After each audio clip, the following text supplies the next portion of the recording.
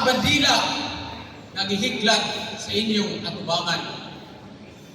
Nagulagway sa nasudnong panganti sa atong nasod, ang Pilipinas. Imailhan kini sa mga tao na nagkahiusap. Diin ang managtipid na tigman sa kinatibukan. Kabutang sa gingsakupan ng wala, watas-watas. Usa ka republika, makiangayon, gawas nun, ug may kaugalingan. Ilanan kini sa atong nasudnong kagawasan. Ang ulod, umidalag sa tanang bilibhon, ug habilin sa kinabuhing Pilipino.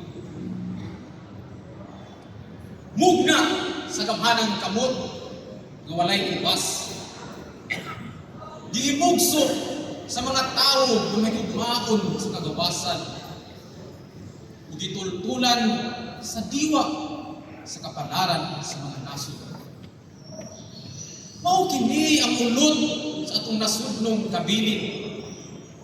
Ang buhing tail sa atong natawhang katungod.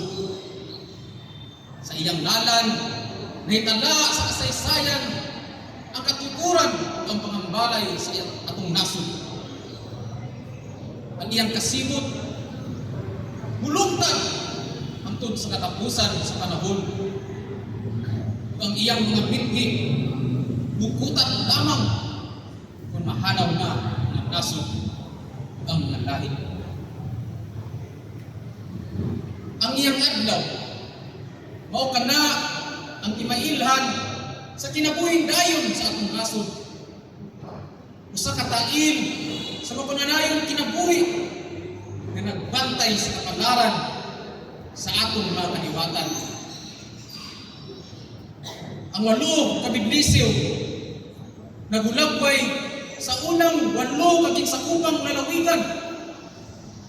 Ang 3 ka mga bituon tumbok sa ulo nga dagkong bungto na naato tungod sa gasa sa kinayahan o pagbuot sa kagagahong sa natahan. Ang puti nga bilin nagtugan ka nato sa atong malinawon o may galawon na katuyuan. Ingon man sa katimos o kaputli sa atong mga lihok. Mga malamasonarya na minakutlo na mao ang gabuo, paglaom o kaagod. Ang mukhaw, kawanan, nagkahulugan sa atong pagkinasudnon ang mga wankawan ng mga tamdanan o katuyuan. Ang pula na lapak, nagmantala sa atong di mabangbang ng mga pulong na atong kinuktanan sa kalindangaan na langit. Sa kinatibukan, adlaw, ang bilin, ug ang tulo ng mga bituon nga nagbuhat sa atong bandila. Mga tail kini sa masun, ang panag-inigsunay sa tao, bus sa pagkaamahan sa atong Ginoo. O pinasikad sa mga damgo sa atong mga katigulangan. Hinaot o magpadayon kini pagkayam hangtod sa hangtod. Ibabaw sa yuta sa malipayon ng mga katawan. Anaa! Nagkayam atong bandila. Timailhan sa talag sa ungkanyag o makinasudnod na kahulugan. Ang makununayon na nidalag sa atong katawhan alang sa kinabuhi sa kalinaw, kaugalingnan, kagawasan. Paubos ngadto kaniya. Tungod kay kini ang tail sa kalipay o pagmaya sa atong mga ginikanan o mga bayani sa mga siglong ng labay na. hagki siya.